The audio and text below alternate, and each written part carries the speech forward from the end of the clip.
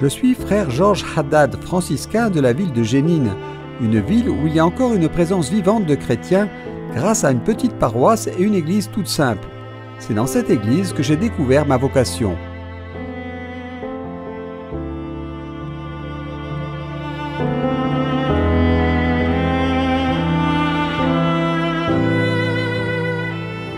Avant même de te façonner dans le sein de ta mère, je te connaissais.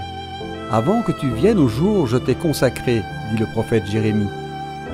L'appel du Seigneur a captivé le cœur de Georges plus que tout autre appel du monde ou de l'argent. Pendant 2 ans et demi, Georges n'a cessé de demander au Seigneur de comprendre ce qu'il attendait de lui. Oui, que ta volonté soit faite, Seigneur.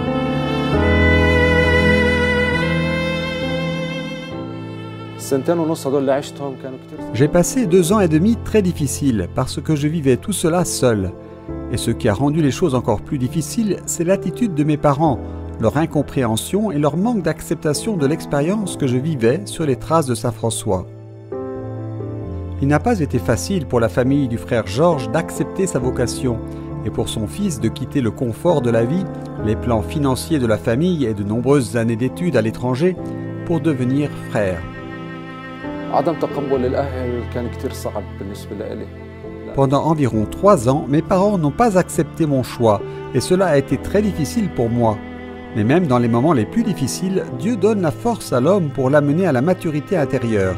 Et tout ce que j'ai vécu a été très important pour moi et pour mes parents, pour atteindre cette maturité ensemble et pour mieux comprendre le message de Dieu dans nos vies. أنا بتندم كثير إني حاربت هاي الفترة كلها لأن هاي دعوة ربنا. Je suis vraiment désolé et je me repens parce que je me suis battu contre mon fils pendant tout ce temps. C'est une vocation divine et maintenant qu'il achève sa formation, je demande à Dieu de le bénir. Seigneur, bénis mon fils et sois avec lui à chaque étape du chemin, Seigneur.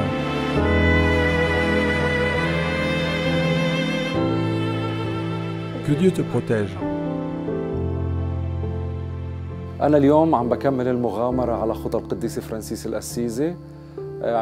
Je demande à Dieu de me donner bientôt aussi la grâce de le servir davantage à sa vigne.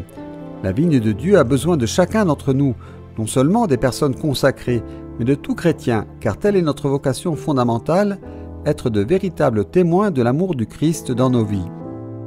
Dieu appelle tous les êtres humains, chacun personnellement, à être son enfant et à devenir son élu pour le bien des autres.